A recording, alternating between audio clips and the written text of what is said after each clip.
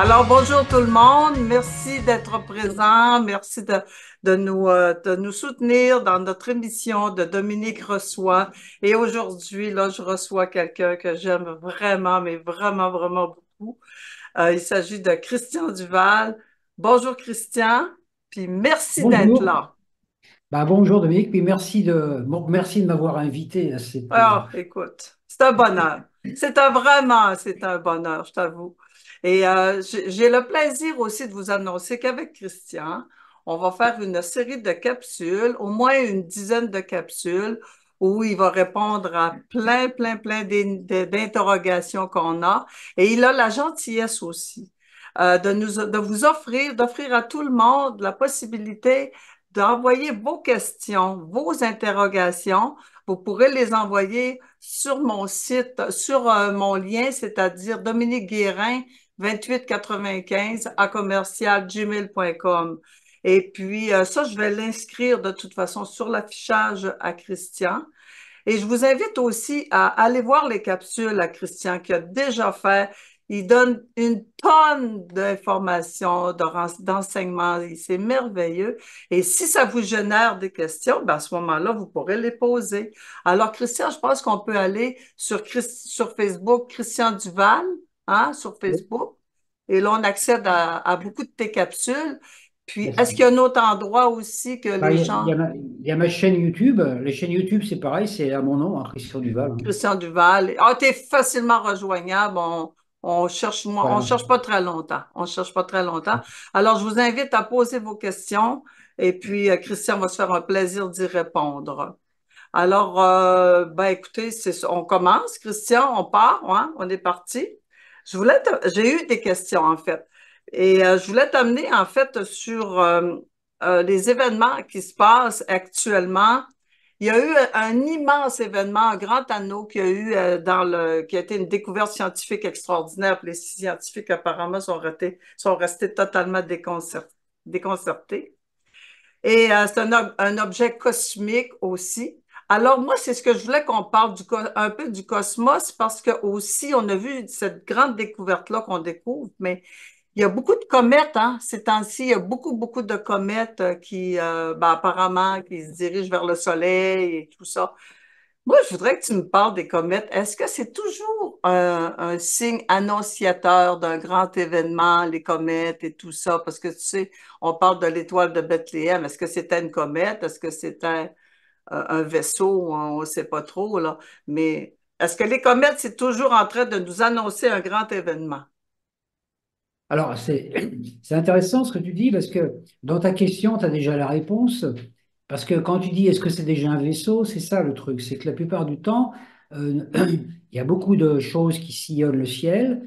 Et souvent, une comète, ça peut être un vaisseau. Comme des fois, il y a des vaisseaux qui sont cachés dans des nuages, hein. Moi, j'ai eu l'occasion d'en voir à des moments. On voyait vraiment un nuage au-dessus de moi, là, puis un seul coup, 2 minutes après, il n'y a plus rien, quoi. Alors que Les nuages lenticulaires, mettons, qu'on voilà. voit, là. J'en ai vu pas mal quand j'étais au bord de la mer, dans les Pyrénées-Orientales. Un jour, comme ça, il y avait un gros devant moi, là, puis il était tout seul, le ciel était tout bleu, il y avait que ça, puis d'un seul Oui, coup, et oui, il a disparu d'un seul coup.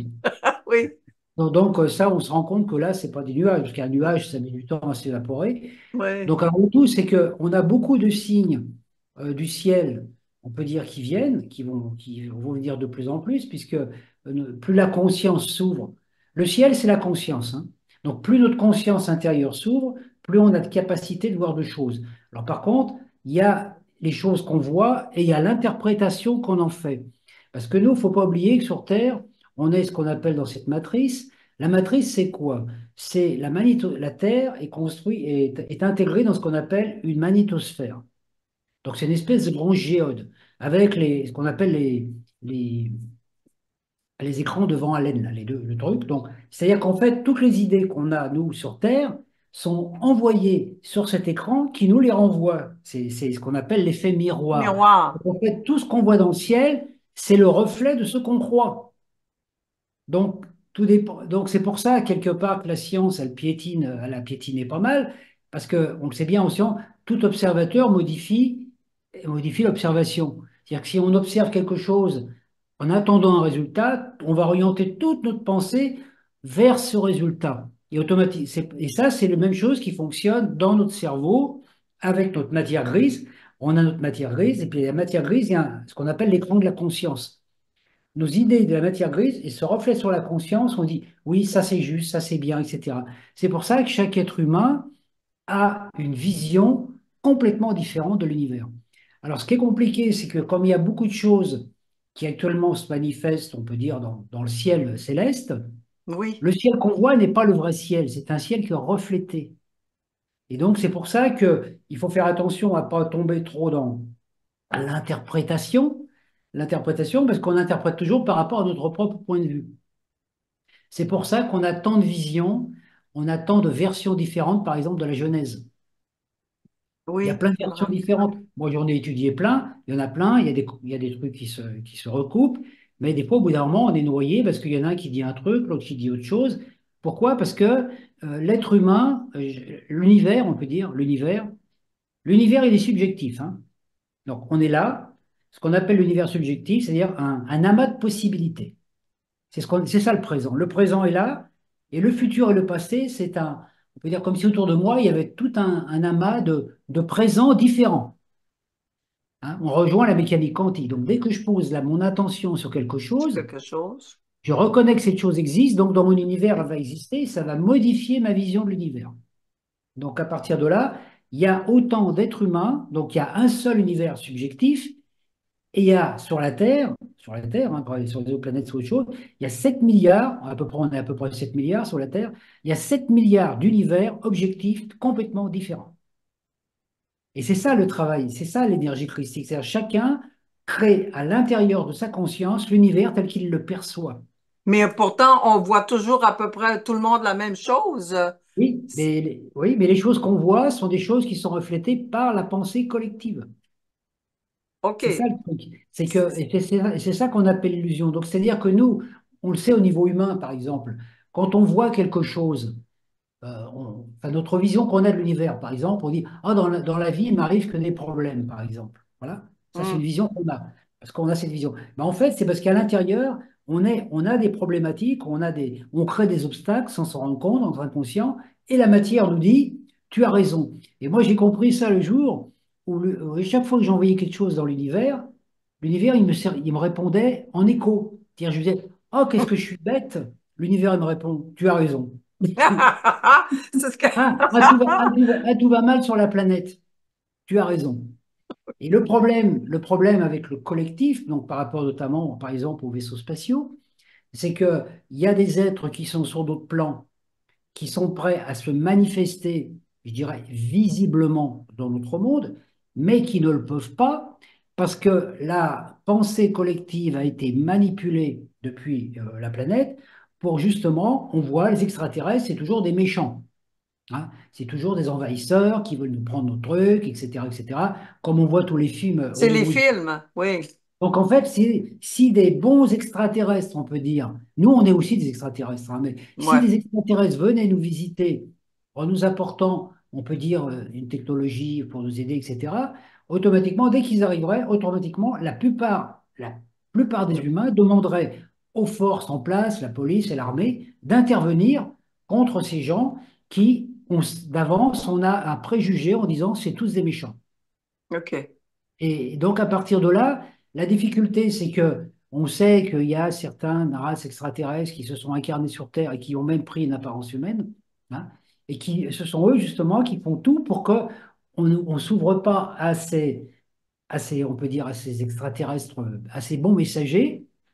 Donc, on crée une peur. Et c'est pour ça qu'ils ne peuvent pas se manifester extérieurement. Par contre, ils peuvent se manifester intérieurement à chaque être humain par l'intermédiaire de son intérieur, parce que tout vient de l'intérieur. Donc nous, on a un projecteur à l'intérieur de nous, notre cœur, dans notre cœur, on a une étincelle qui est un projecteur, on a notre conscience, notre aura, c'est aussi une conscience, et on projette dans notre conscience tout ce qu'on voit de l'intérieur. Mais donc, c'est individuel.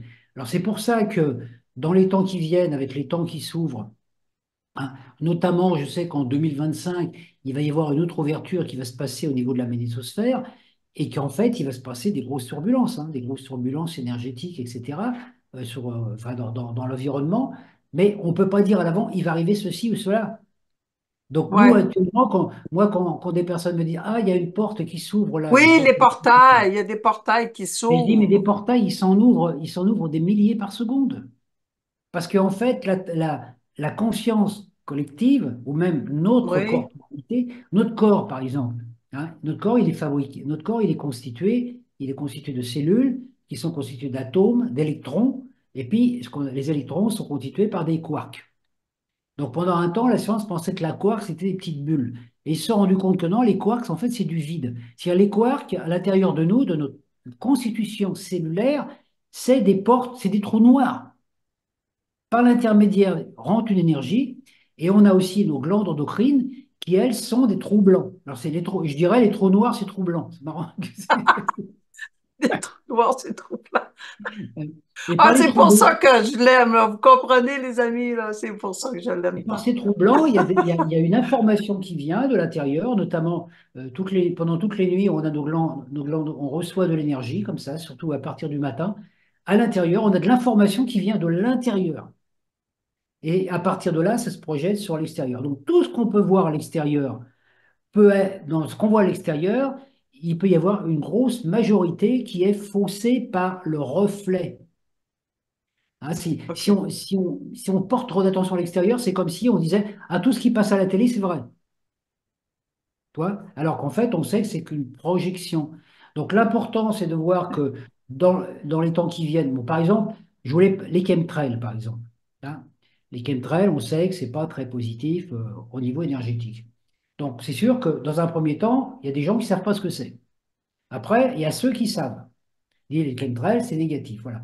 Et après, il y a des gens qui sont sans arrêt, dès qu'ils voient un chemtrail, ça y est, oh là là, on nous pollue, etc. Mais ça veut dire quoi?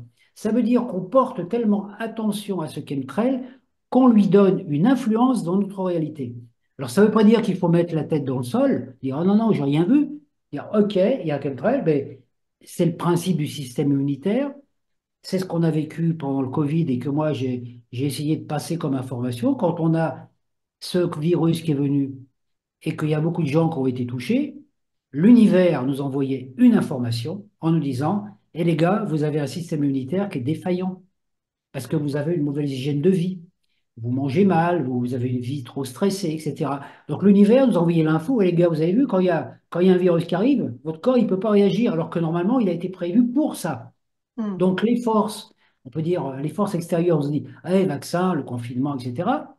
Alors qu'à l'intérieur, on disait, ah, moi, quand j'ai pris conscience que mon système immunitaire pouvait être défaillant et que je pouvais être sensible, comme tout le monde, à ce virus, quelle que soit l'origine de celui-ci, bah, qu'est-ce que j'ai fait? J'ai essayé d'augmenter mon système immunitaire par l'intermédiaire de la conscience, de la joie, enfin, tout ce travail intérieur à faire, puisque c'est en relation avec le thymus, justement.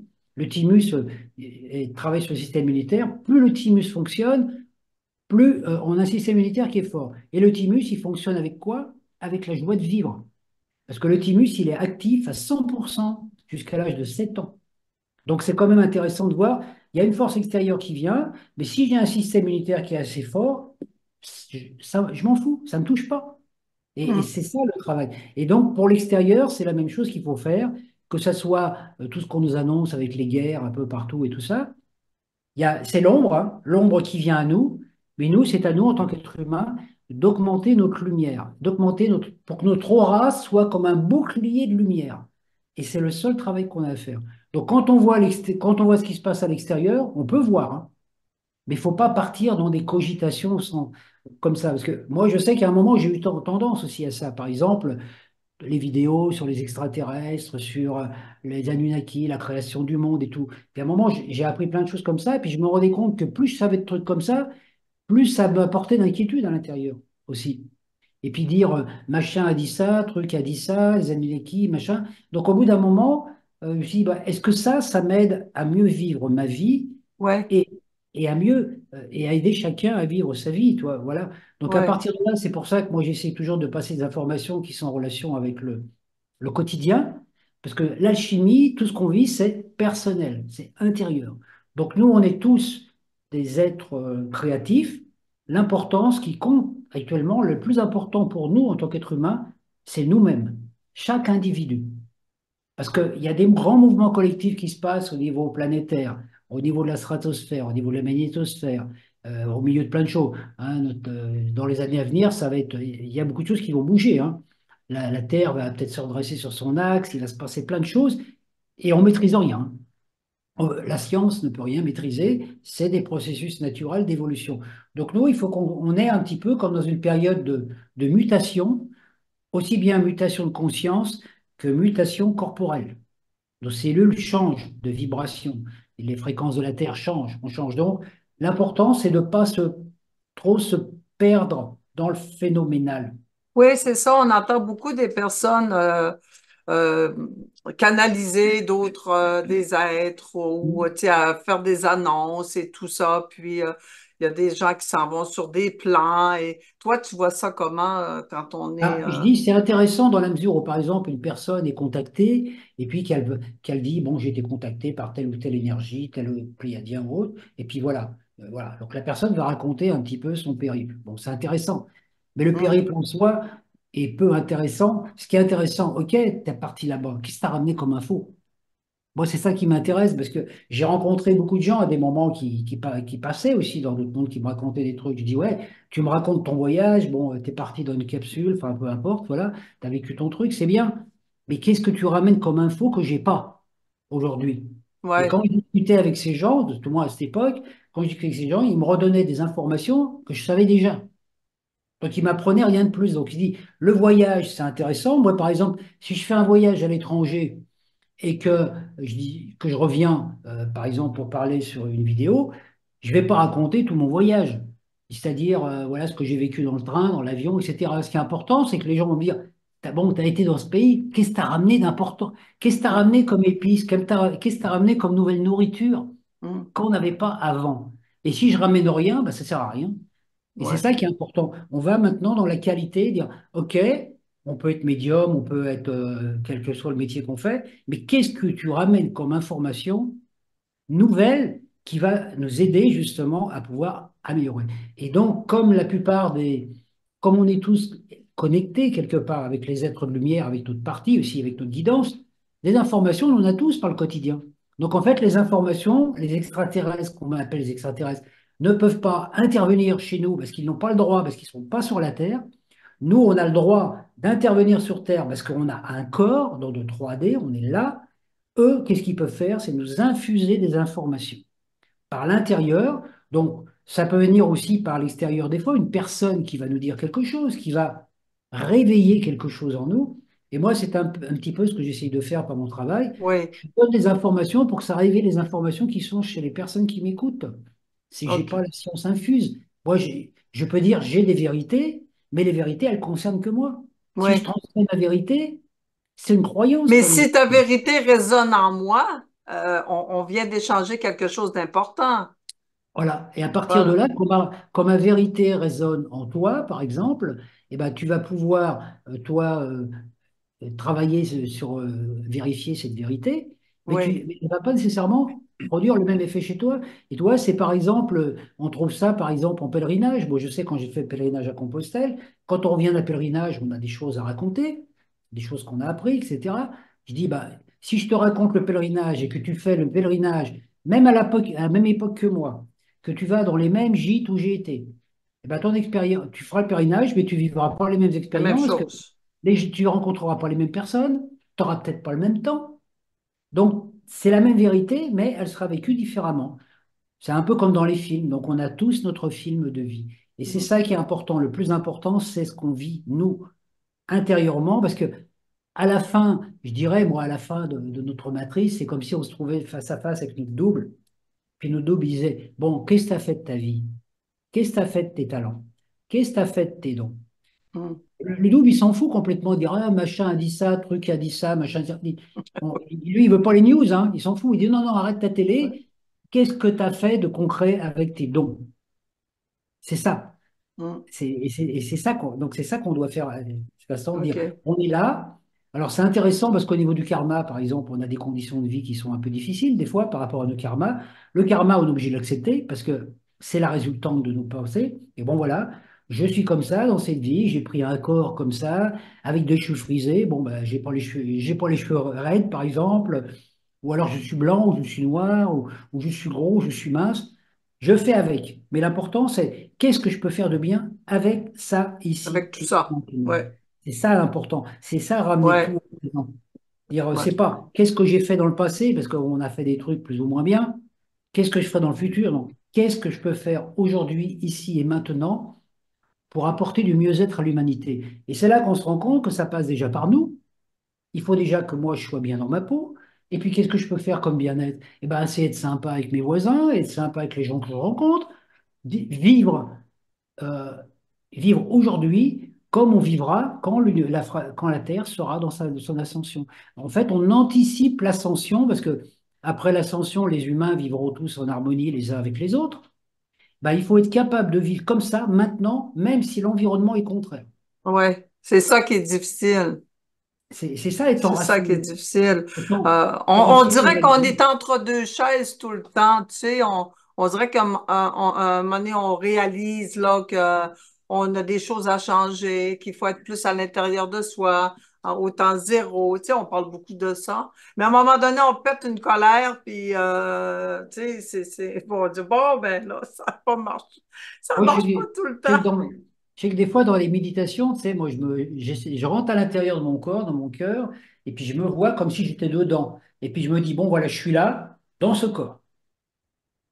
Je suis là, dans ce corps. C'est-à-dire, je me vois comme si j'étais dans mon corps, tu vois. Et puis je suis conscient complètement de mon corps, hein, dans Oui, l'intérieur. Et à partir de là, ce corps, je sais qu'il est activé par un corps de lumière qui est beaucoup plus grand, mais je repense toujours de l'intérieur. Et la question, c'est ça. C'est pour ça que dans beaucoup de techniques de méditation, bon, de base, on rentre dans le cœur et on écoute le souffle du cœur, le rythme du cœur.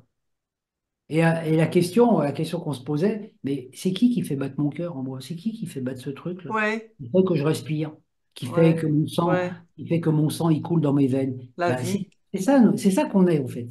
Ouais. Donc on retrouve cette dimension cosmique parce que on a notre corps humain et puis on a tous nos corps subtils, hein, mais on a notre double solaire. Mais notre double solaire, il est lui-même imprégné dans un double galactique qui est encore plus grand. Et le double C'est galactique, il est lui immense. encore dans un double encore plus grand, aussi bien individuel que collectif.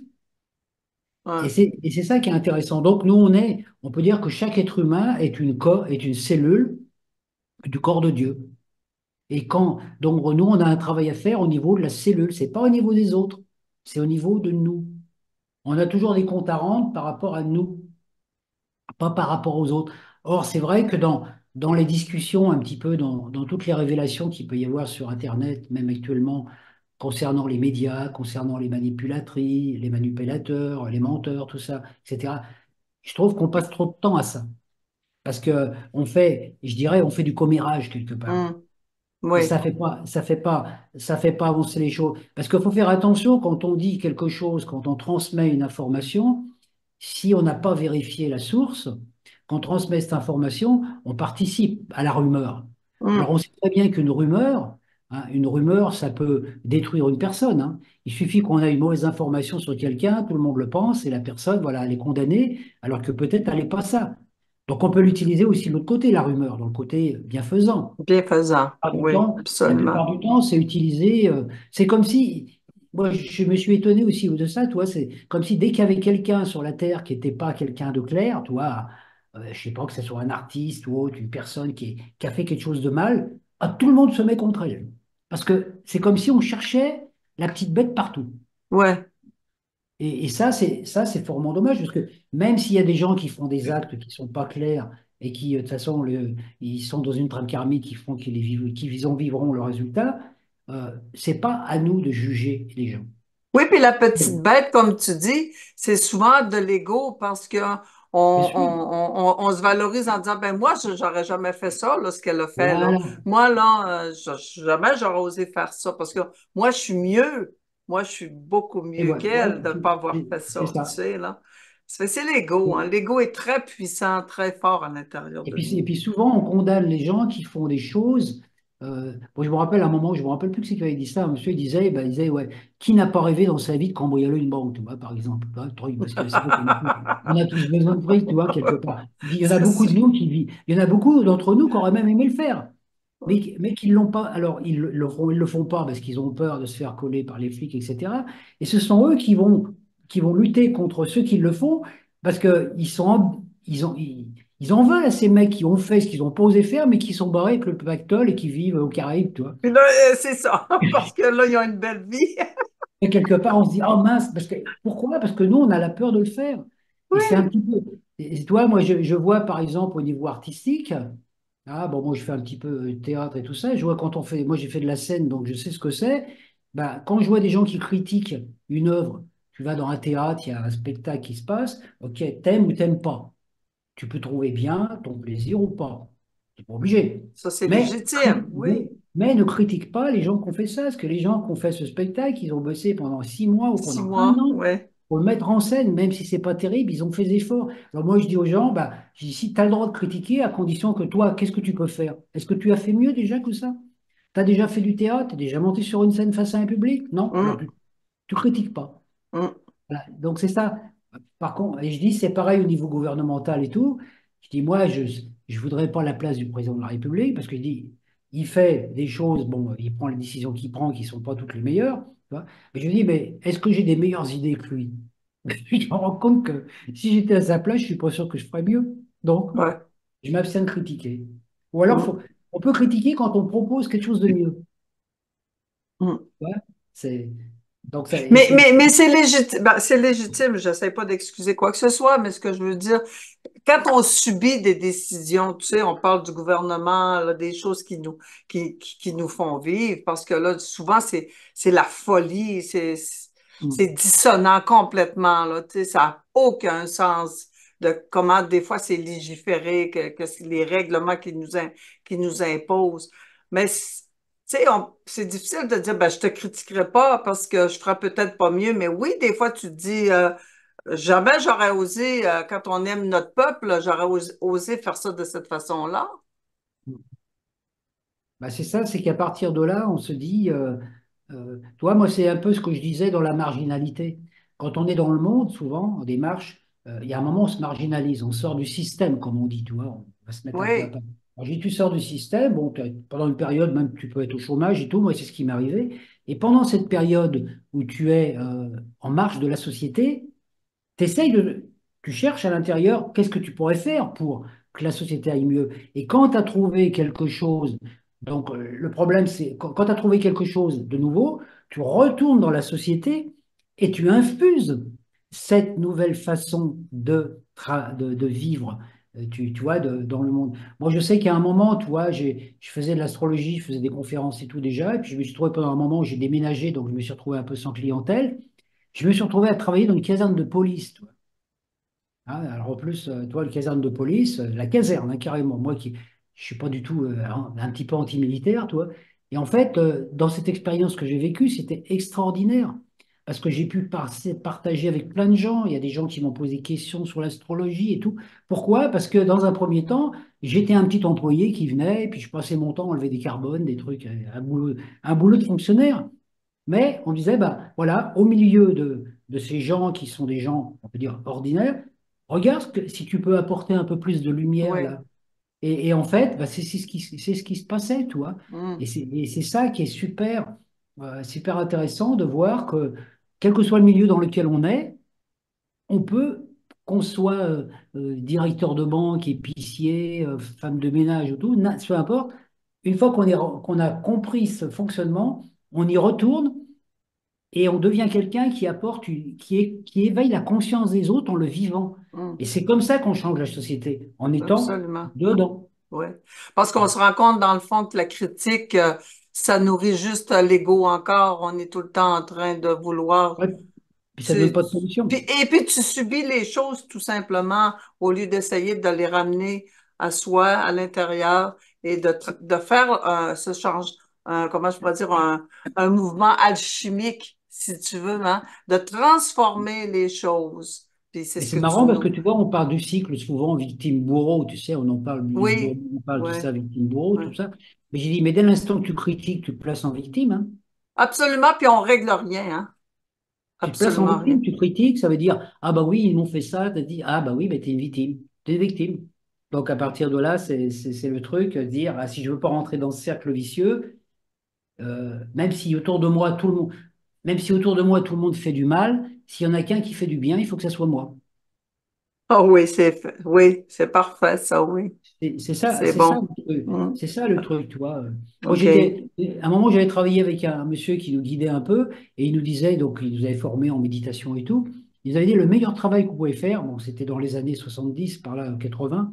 Il disait le meilleur travail que vous pouvez faire, maintenant que vous avez une conscience spirituelle, vous allez travailler au Club Méditerranée comme gentil organisateur. Il dit là où il y a toutes les nanas, dada, on danse, tout le monde s'envoie en l'air, tu vois, le truc. Il dit, puis parmi ceux-là, bah, essayez de rester dans votre éthique au milieu de tous ces gens. On me dit, Et ben, il dit, si vous arrivez, ben, super, vous avez fait un super boulot. ah oui, absolument. Pas facile, par exemple, hein, j'imagine, Ah ben d'être non, parce à que là, travers. ah oui, parce que c'est là que tu peux passer. Toi, par exemple, tu peux faire une soirée où tu peux passer une super soirée avec des gens, rigoler, danser et tout. Mais tu peux faire ça sans être obligé de te droguer, sans picoler, Absolument. sans boire. Oui, Et là, tu oui, montres qu'on peut s'amuser autrement. oui. Euh, donc après, tu apportes quelque chose de nouveau. Et c'est ça notre travail en tant qu'être humain, c'est d'apporter de la nouveauté là où on est, quel que soit le métier qu'on fait. Donc on a un besoin de recul à un moment pour faire cette prise de conscience.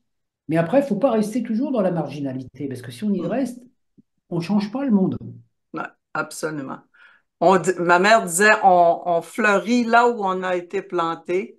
Alors, ça fait partie un peu de ce que tu dis, d'apporter quelque chose de nouveau, d'apporter de l'amour, de changer, dans le fond, ces énergies, ce genre d'énergie-là qui nous abrutit tellement ces temps-ci, beaucoup, beaucoup, beaucoup. Ah, Alors, c'est pour il ça faut qu'il ne être faut pas en y croire. conscience tout le temps, Christian, hein? Il faut rester conscient. C'est ça qui est pas toujours facile. Ouais, bah, c'est comme Ouais, si, tu vois, tu étais dehors, tu étais sous un ciel gris, et toi, tu vis avec le ciel gris, et que tu as conscience, tu sais qu'au-delà du ciel gris, il y a le soleil.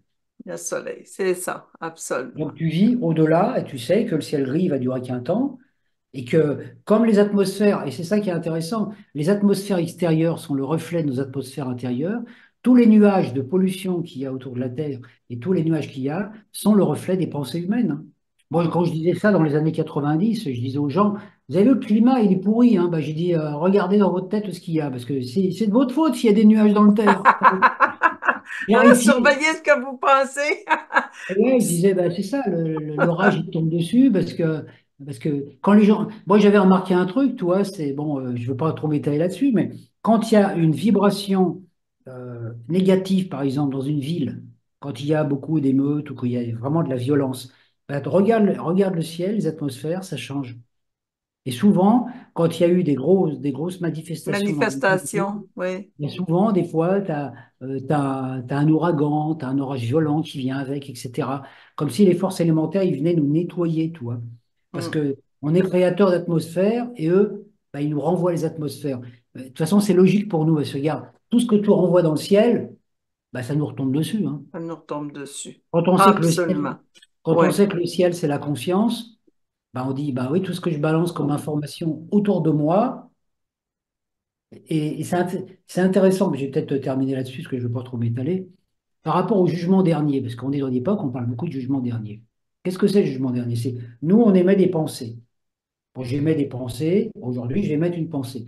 Une fois que ma pensée est libérée, je vais plus la maîtriser, hein, d'accord?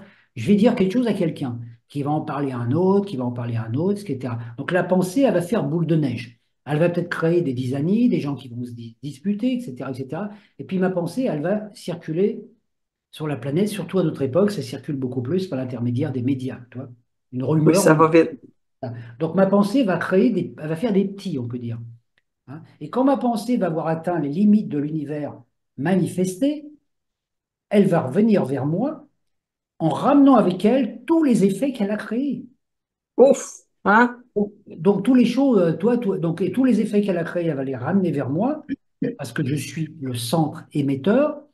Et à partir de là, bah voilà, parce que c'est ça, c'est je suis libre de faire ce que je veux, mais attention, ça va revenir vers moi. Ah, Et la c'est créature revient vers le créateur. et c'est ça qu'on appelle le jugement dernier, c'est quand Ah, mon Dieu. tes pensées reviennent vers toi en te disant, Ouais. bah oui, t'as vu, T'as vu ce que tu as créé? Alors, le problème, c'est comme nous, on a plusieurs incarnations, on a dans cette vie présente des retours de pensée qui viennent d'émanations qu'on a eues dans d'autres vies. Déjà, Hmm. ça commence par notre corps. Quand on regarde notre corps, des fois, on dit, oh là là, quel corps j'ai, Seigneur, tu aurais pu me faire un meilleur corps. Seigneur, Dieu te dit, mais le corps que tu as, c'est toi qui l'as créé. Ah oui, c'est Le jour où sûr. tu comprends que c'est toi qui as créé ton corps, tu te dis, bah ouais. Ah, OK. Ouais. On peut plus blâmer personne. On peut Et plus voilà. blâmer personne. C'est tout le temps qu'on a, Christian. Ça va tellement vite et c'est tellement Ouais. fantastique, fantastique d'être avec toi. Je voulais juste te dire que la prochaine capsule, j'aimerais que si tu veux qu'on parle de la fameuse 3D, on est dans la 3D. La 4D, on sait que c'est comme une zone tampon, apparemment, que ce que j'entends. Et la 5D. Alors, j'aimerais qu'on parle de ça si tu veux bien. Et Ah parce ouais. que j'ai des questions aussi par rapport à ça. Je vous invite tout le monde à poser vos questions. Je vais mettre mon lien sur l'affichage à Christian. Et puis, merci, Christian, de participer à ça. Je trouve ça vraiment le fun. Et puis, ben, nous, on se refixe un temps tous les deux. Et puis, ça va être annoncé tout le temps au fur et à mesure que nos émissions vont avancer. On était dans la capsule 1 sur C'est 10. c'est les capsules spatiales. C'est des capsules spéciales et spatiales. Hein. Merci. Reste avec moi, Christian. Merci tout le monde. Bye bye. Et à la capsule 2, ne manquez pas l'émission avec Christian Duval. Merci infiniment d'avoir été là. Dominique, reçois.